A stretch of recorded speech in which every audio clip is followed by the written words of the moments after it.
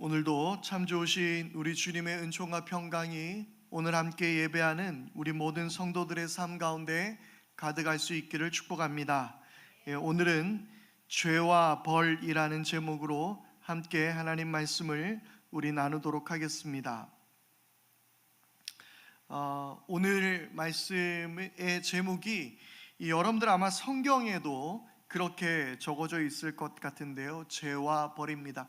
이 죄와 벌하면 떠오르는 게 있죠. 바로 도스토옙스키의 이 죄와 벌이라는 소설인데요.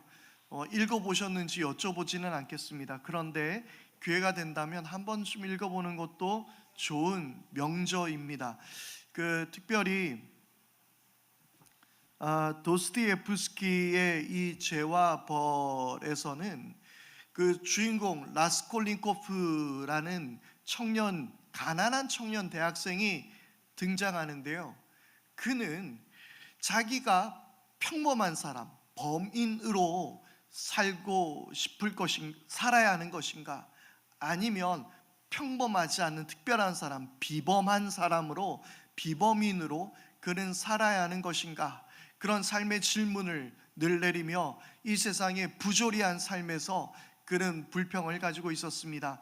그럴 때에 그는 정말 악명 높은 한 노파를, 그래서 그는 정의라는 이름으로 죽이게 됩니다. 그러면서 특별히 그 노파의 그 딸이었죠, 같이 함께 다 죽이게 되는데, 그가 이 일을 저지르면서 자기는 비범한 일을 했다라고 말하고 있으며, 이 세상에 자기는 정의로운 일을 했고 자기와 같이 비범한 사람들이 세상을 바꿀 수 있다라고 그는 믿고 있었습니다. 그런데 나중에 그 가난한 가정 가운데서 몸을 파는 여인으로 내몰림을 당했던 그 가족을 위해서 자신의 몸을 팔아서 가족을 먹여 살려야 했던 한 소냐라는 여인을 만나게 됩니다. 그 여인의 그 숭고함, 그리고 그 사랑, 그런 것들을 바라보면서 자신의 죄를 뉘우쳐가는 그런 이야기들이 이 도스토옙스키라는 거장의 그 소설 죄와 벌에 나와 있는 내용입니다. 그런데 저는 러시아 이 소설들은 읽기가 쉽지가 않았어요. 왜냐하면 일단 양이 많습니다. 두꺼운 데다가 2권씩이나 됩니다.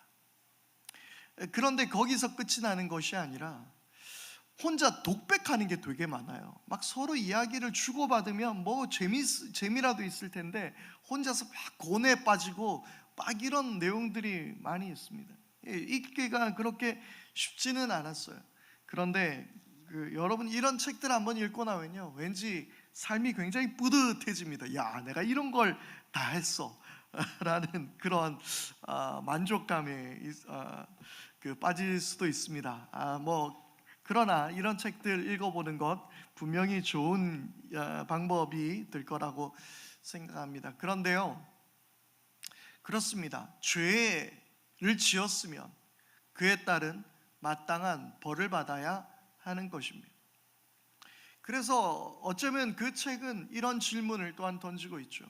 나폴레옹과 같은 그런 사람들은 엄청난 많은 사람을 죽였지만 그는 정복자가 되고, 우리 같은 사람이 사람을 죽이면 살인자가 되는 이런 세상 속에서 어떤 그 이야기들, 여러 가지 시사하는 바가 큰 이야기를 우리 가운데 던지고 있는 것입니다. 그러나 분명한 것은 그 죄에 따른 벌은 분명히 있기 마련이라는 사실입니다.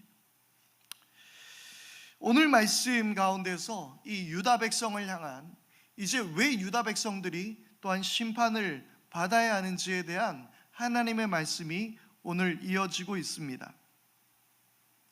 특별히 오늘 말씀은 세 단락으로 우리가 구분해서 볼 수 있는데요, 4절에서 7절까지의 말씀을 볼 수 있고요, 그리고 8절에서 9절 말씀을 또한 나누어 볼 수 있고 10절에서 12절까지의 말씀도 나누어서 읽어볼 수 있습니다. 4절에서 7절의 말씀이 유다 백성을 겨냥한 비판과 고발의 말씀이라면 8절에서 9절은 유다 백성들 중에 지혜로운 자들, 어떻게 보면 그 종교인들, 사람들을 다스리는 사람들, 그들에 대한 또한 고발, 그들을 겨냥하고 있는 말씀이라는 것입니다. 그리고 10절에서 12절 말씀은 우리가 전에 봤던 6장 12절에서 15절 말씀과 굉장히 일치하는 본문이라고 말할 수 있죠. 제사장이나 선지자들과 같은 종교 지도자들을 겨냥하면서 이 비판과 고발의 메시지를 담고 있습니다. 그래서 오늘은 쭉 이 말씀들을 통하여서 이 유다 백성을 향한 먼저 비판과 고발, 왜 그들이 죄를 지었고 그리고 또한 어떻게 벌을 받아야 마땅한 것인지에 대해서 이야기하고 있는 것입니다. 자, 4절부터 말씀을 보겠습니다. 4절을 보니까 너는 그들에게 전하여라. 주가 말한다. 누가 넘어지면 다시 일어나지 않겠느냐? 누구나 떠나가면 다시 돌아오지 않겠느냐? 이것은 너무나도 당연한 이야기입니다. 누구든지 넘어지면 다시 일어서게 되어 있죠. 잘못된 길로 가면 당연히 돌아가게 되어 있습니다. 내비게이션은 내가 아는 길이라도 나는 이리로 가도 돼 라고 생각하고 내비게이션의 명령에 우리가 불순종했을 때 끝까지 돌아오라 돌아오라 돌아오라를 우리에게 연거푸 반복하고 있습니다. 어쩌면 이 예레미야 선지자를 통해서 하나님도 계속 우리들에게 나는 이 길로 가면 된다고 난 생각해 라고 발을 내딛었지만 하나님은 돌아오라 돌아오라 그 길이 아니다 라고 계속 말씀하고 있는 것이죠.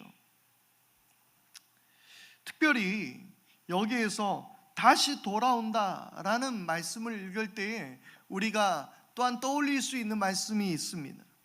바로 그것은 회개라는 것이죠. 방향 전환이라는 이야기입니다. 우리가 잘 알듯이 탕자의 비유를 우리는 기억할 수 있습니다.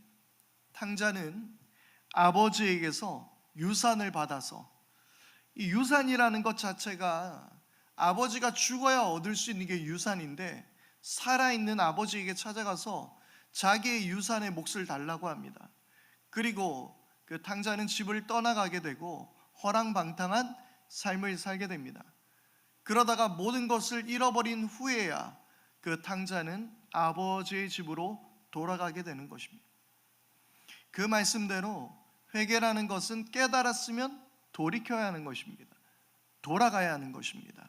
방향 전환이 이루어져야 한다는 것입니다. 이때도 동일하게 나왔던 우리가 지난 주일날에도 한번 나누었던 단어였는데요, 바로 슈브라는 단어입니다. 돌아서다 라는 말이에요. 돌아서야 한다라는 이야기입니다. 잘못된 길로 갔으면 돌아서야 합니다. 그런데 예루살렘 이스라엘 백성들은 하나님으로부터 돌아서고 떠나려고만 하는, 그들은 또 다른 슈브만 하고 있다라는 것입니다. 그러나 하나님께서는 그들에게 돌아오기를 원하고 계신다라는 사실이죠. 여러분, 오늘 우리가 잘못된 길로 가고 있다면, 깨달았다면 우리는 돌아가야 하는 것입니다. 특별히 6절 말씀에 보니까 뭐라고 이야기합니까? 내가 귀를 기울이고 들어보았으나 그들은 진실한 말을 하지 않았다. 내가 이런 일을 하다니 하고 자책을 하면서 자신의 악행을 뉘우치는 사람이 없었다라는 거예요. 그래서 회개는 뭐예요? 회개는 내가 이런 일을 하다니 후에 자책이 아니란 말입니다. 회개는 돌아간다라는 이야기죠. 그런데 이들은 왜 돌아가지 않을까요? 왜 이스라엘 백성들은 돌아서지 않았을까요? 그들에게 있어서 돌아가야 할 길을 이미 잃어버린 상태였기 때문에 그렇습니다. 어디로 가야 할지 방향성이 없어버렸어. 그 방향이 하나님의 말씀이 되어야 하는데, 하나님의 말씀을 나중에 계속해서 우리가 말씀을 보겠지만, 이 말씀 안에서 참된 길과 진리를 발견해야 되는데, 이 말씀을 떠나 있으니 어디로 돌아가야 할지 알 수가 없는 거예요. 우리가 회개를 합니다. 뭔가 우리가 잘못된 것을 깨닫습니다. 그러나 깨달았으면 돌아갈 길을 알아야 돼요. 이 돌아갈 길은 말씀인 줄 믿습니다. 그래서 말씀을 봐야 되는 거예요. 매번 후회만 하면 뭐합니까? 하나님은 말씀을 통해서만 우리에게 깨닫게 하시는데요. 그런데 말씀 안에서의 참 진리 길은 발견하지 못하면서 맨날 후회해요. 자책해요. 그런데 돌아갈 길을 알지 못하는 거예요. 돌아갈 길을 모르니까, 그리고 너무 멀리 와버렸으니까, 이미 돌아가기에는 너무나도 틀려버렸으니 돌아갈 길도 잃어버렸고 어떻게 해야 될지도 모르겠고 어디로 가야 할지도 모르니까, 누구나 떠나면 다시 돌아오지 않겠느냐라고 말씀하셨을 때에 돌아가지 못하는 거예요. 여러분, 하나님께로 돌아가는 것이 어떤 의미인지 우리가 함께 깨달을 수 있게 되기를 바랍니다. 나 이제 왔으니 내 길을 찾아 주여 나를 받으사 맞아주소서. 그래요, 주님께 돌아가십시오. 그런데 그 길이 어딘지는 아십니까? 나 이제 왔으니 그러면서 눈물을 쏟아요. 예수님 잘못했습니다. 내가 이제 그렇게 살지 않겠습니다. 좋아요. 막 예배하면서 기도하면서 마음이 뜨거워져요. 내가 주님께 다시 돌아왔습니다. 나를 받아주소서 라고 찬송하며 눈물을 흘리지만 어디로 갈 거예요? 말씀을 모르는데 어디로 갈 거예요? 아니, 그냥 눈물을 흘리면 거기서 끝이에요. 말씀 안에서, 그래서 지금 특별히 하나님께서 예레미야 선지자를 통해서 지난번에 하나님의 말씀 앞에 어떤 이야기를 하고 있어요? 순종하지 않는다라는 거예요. 그냥 사형리만 이야기하고 그냥 뭐 예수 믿으십시오, 예수님 영접했습니다, 우리 교회 새신자가 얼마만큼 늘었습니다, 전도 몇 명 했습니다, 여기에만 그쳐버리는 거예요. 교회가 얼마나 성장하고 사람이 많아지고 내가 몇 명 전도했고 거기에서 멈추는 거예요. 전도가 나쁘다는 이야기는 아닙니다. 새겨 들으십시오.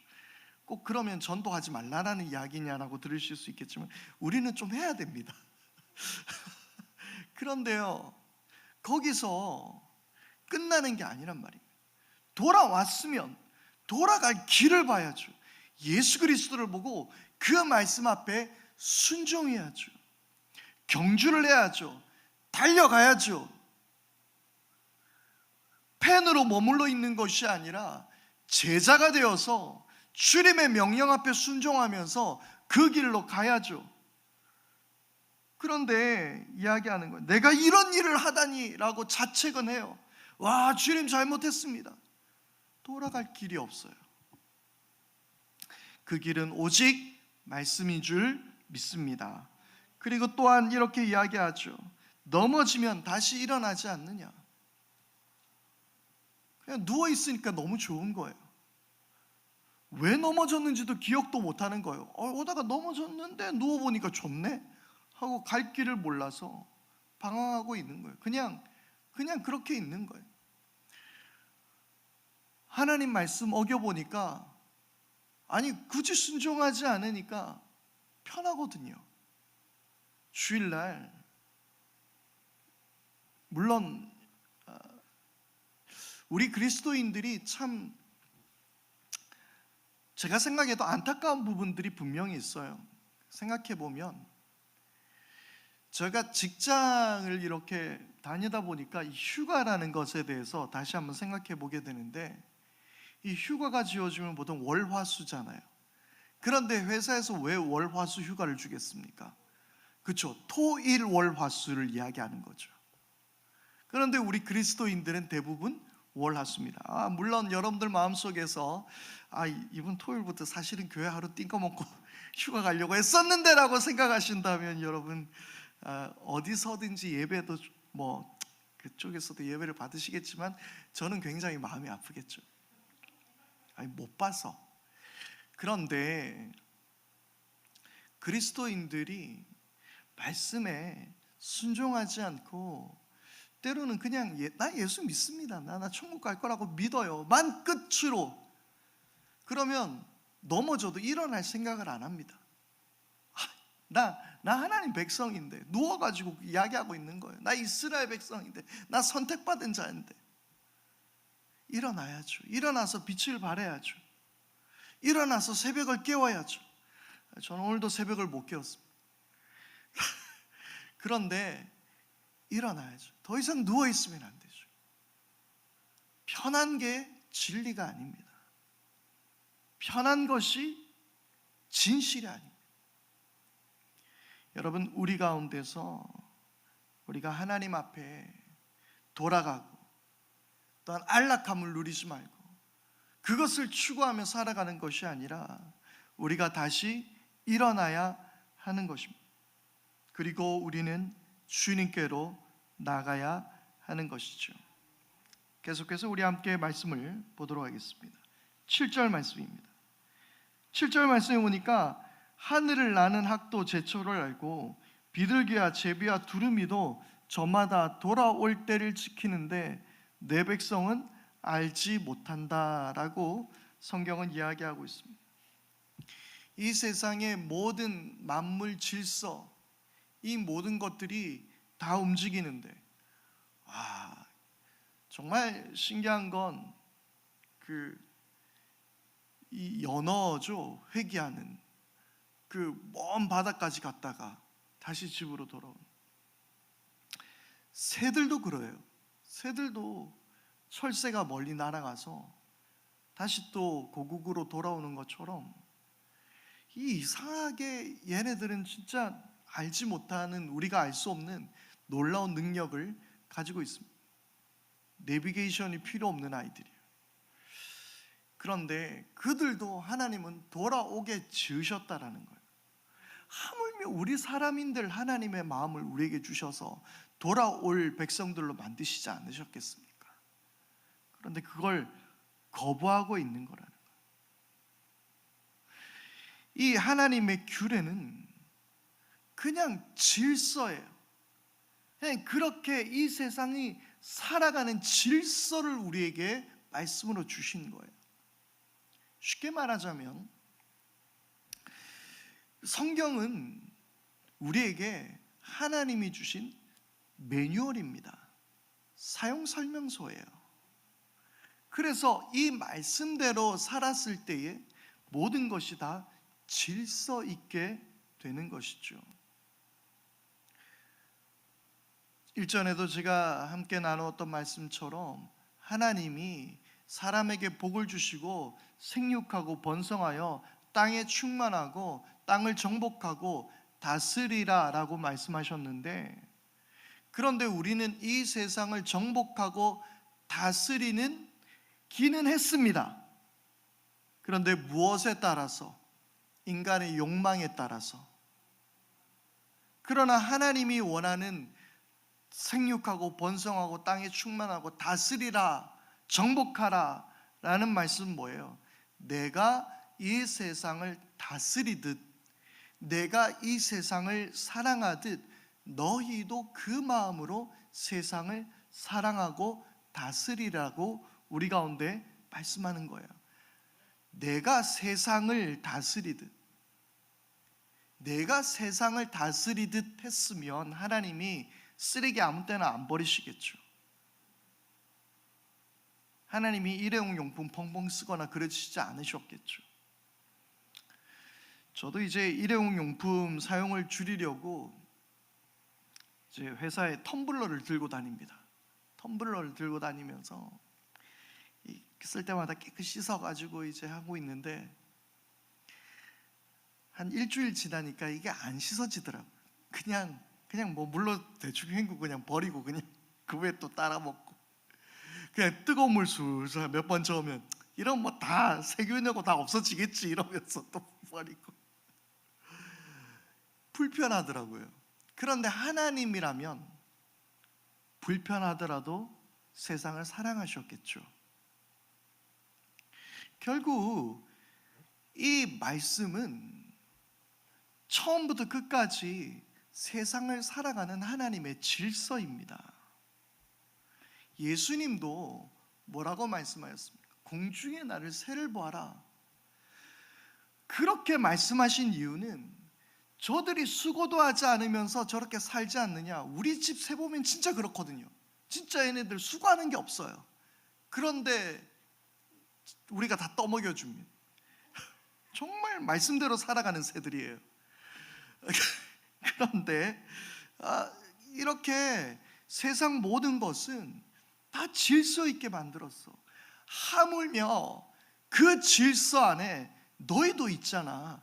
하나님께서 너희를 그렇게 지키시지 않겠느냐라는 말씀인 거예요. 닭이 병아리들을 품듯이 하나님이 너희를 품고, 너희들도 하나님 그 지진 나거나 이러면 하나님께 나가야 되지 않게. 그렇게 예수님께서는, 또한 성경의 여러 이야기들은 이 자연 세계에 있는 동물들을 예를 들어서 질서에 대해서 이야기하고 있습니다. 그러나 우리가 우리의 죄악으로 그 질서를 깨뜨려 버린 것이죠. 그래서 예수님께서는 하나님이 만든 세상이 어떠했고 우리들의 죄가 어떠한지를 명확하게 고발하고 있는 거예요. 여러분, 우리가 하나님의 말씀 따라서 살아가며 또한 그 말씀에 따라 사는 것이 세상 질서입니다.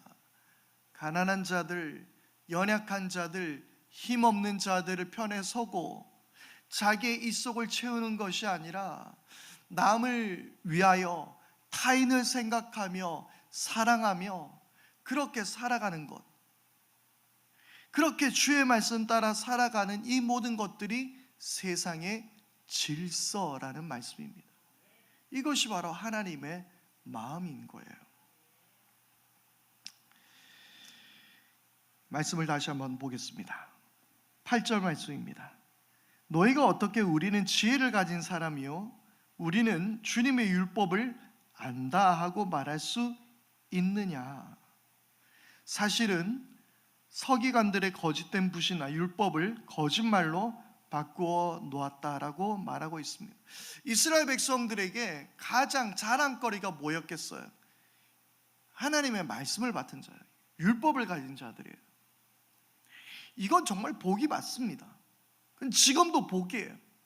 히브리서를, 그러니까 히브리 말을 별다른 번역이 없이 읽을 수 있는 게 복이지 않습니까? 우리는 번역을 해야 되잖아요. 예수님이 이 땅에 오셔가지고 한글로 말씀하셨으면 우리가 얼마나 하나님 말씀 이해하기가 쉽겠습니까? 그런데 그 말씀은 히브리어로 되어 있어요. 그리고 신약성경 헬라어로 되어 있긴 하죠. 이런 말씀들이 분명히 그들이 가지고 있는 하나님이 주신 분명한 복인 게 맞아요. 그래서 그들은 뭐라고 이야기합니까? 우리는 지혜를 가진 사람들이며 주님의 율법을 안다라고 이야기하고 있죠. 자, 이걸 우리들의 이야기로 한번 고쳐볼까요? 교회를 다니는 건요 분명한 복이에요. 그냥 예수를 믿고 안 믿고를 떠나서 교회에 출석하고 교회를 다니는 건 분명히 복이에요. 이거는 조그마한 우리 아이들로부터 저희네들이 뭘 알겠습니까? 라고 이야기할지 모르겠지만 그 조그마한 아이들로부터 그리고 어른들에 이르기까지 분명히 교회의 소속원이 되어 예배당에 나와서 함께 예배에 참여하고 함께 교인들과 교제하는 건요 분명히 복이에요. 분명히 복입니다. 그러나 거기에서 멈추면 오늘의 말씀과 동일한 사람들이 되는 거예요. 우리는 지혜를 가진 사람이요, 우리는 주님의 율법을 안다. 거기서 끝이 나는 거예요. 물론 말씀해 보니까 이 서기관들의 거짓된 붓이 율법을 거짓말로 바꾸어 놓았다, 이 율법을 다루는 사람들이 거짓말로 바꾸어 놓았다라고 바르게 가르쳐야 하는 사람들이 그렇게 잘못을 저지른 것에 대해서, 왜곡한 것에 대해서 이것은 지적할 바이기도 합니다. 그래서 아까 말씀드린 대로 이 지혜 있는 사람들의 문제가 분명히 여기에 있다라는 거예요. 이런 학자들, 신학자들이 될 수도 있겠죠.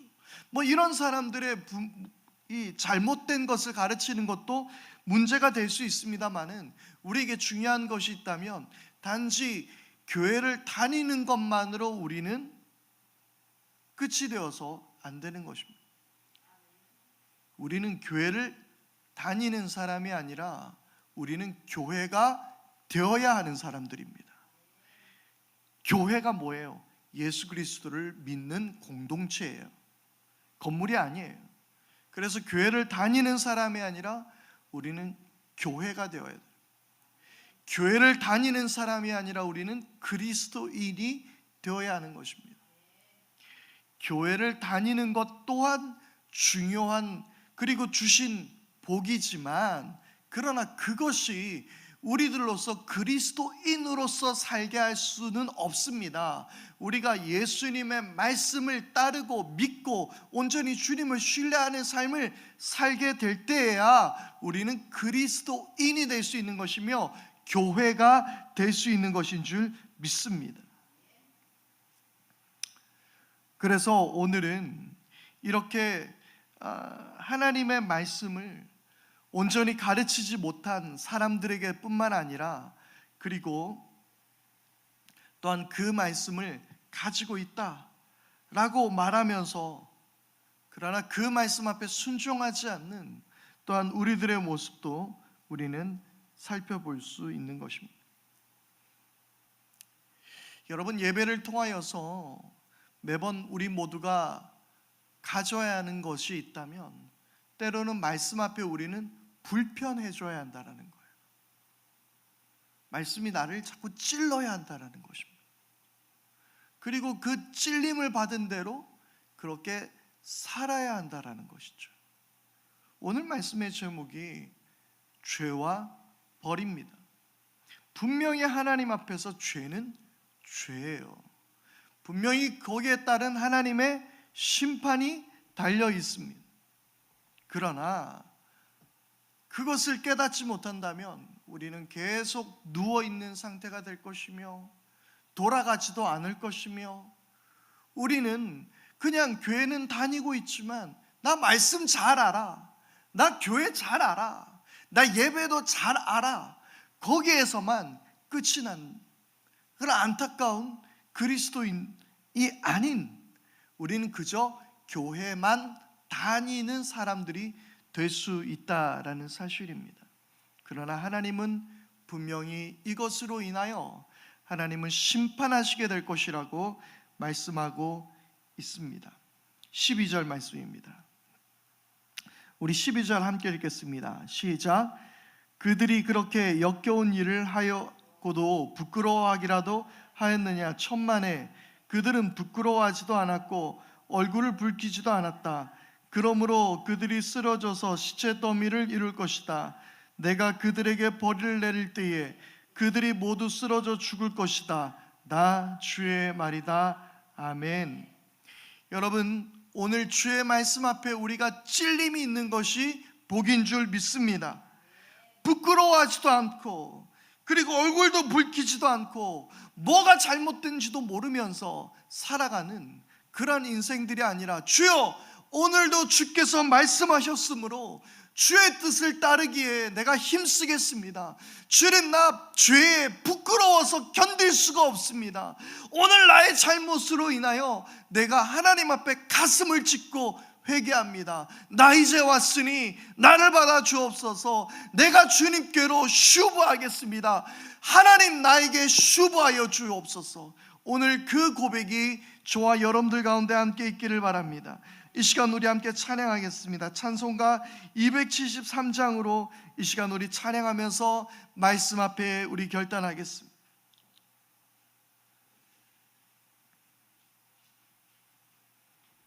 찬송가 273장. 나 주를 멀리 떠났다 이제 옵니다. 나 주의 길에 시달려 이제 옵니다.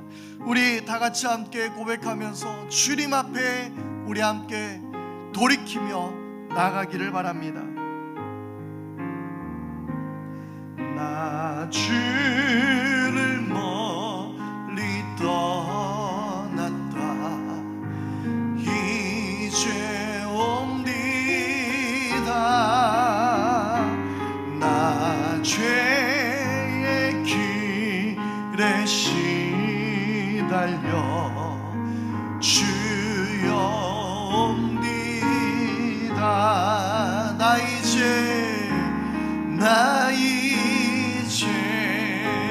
왔으니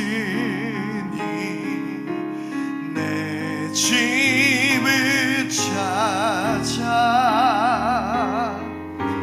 주여 나를 받으사 맞아 주소서.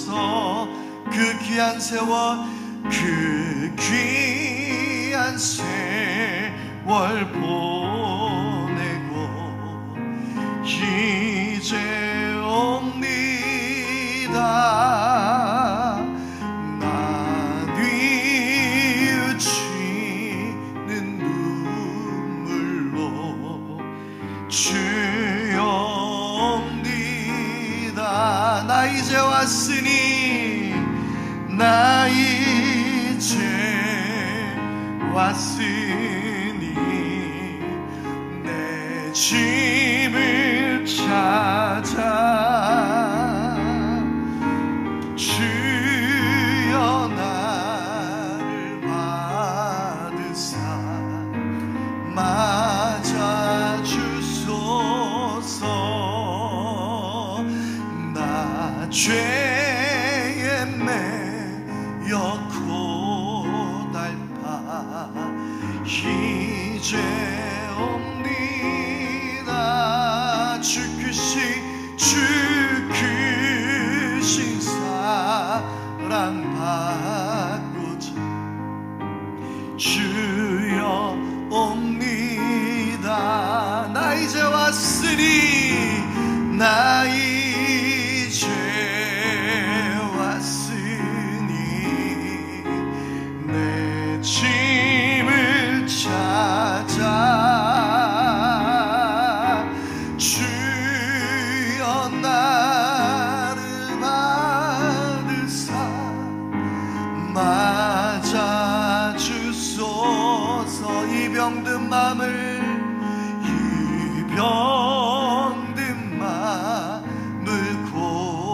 고치려 이제 옵니다.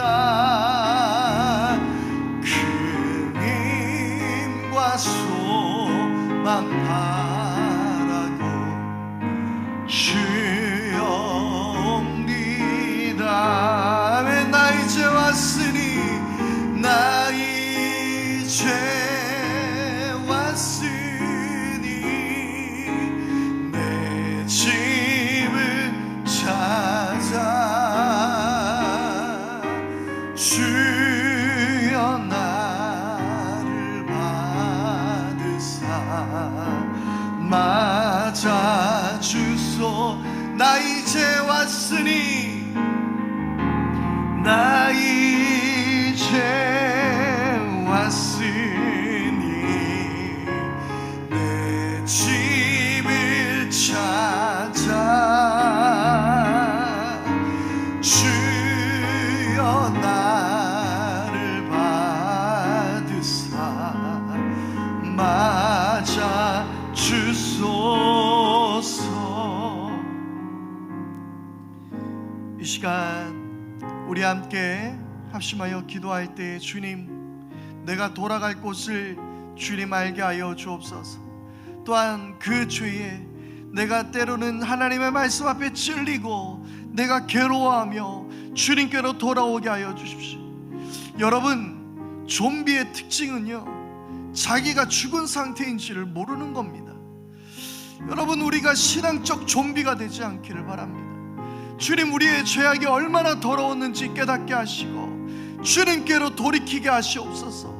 어리석어서 내가 뭘 잘못했는지, 나는 교회도 다니고 있고 나는 아무런 문제도 없는데 내가 뭐가 잘못됐는지 그렇게 따지는 것이 아니라, 주님, 내가 죄인입니다.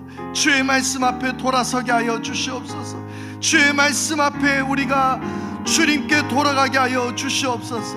이 시간 우리 다 같이 함께 합심하여 기도하겠습니다. 다 같이 기도합니다. 하나님 아버지, 은혜와 사랑을 감사합니다. 주님, 우리가 돌아갈 수 있는 것이 우리의 복인 줄 믿습니다. 돌아갈 방향을 알고 있는 것이 우리의 복입니다.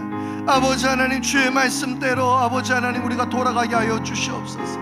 주께서 가르치신 그 길대로 우리가 돌아서게 하여 주시옵소서.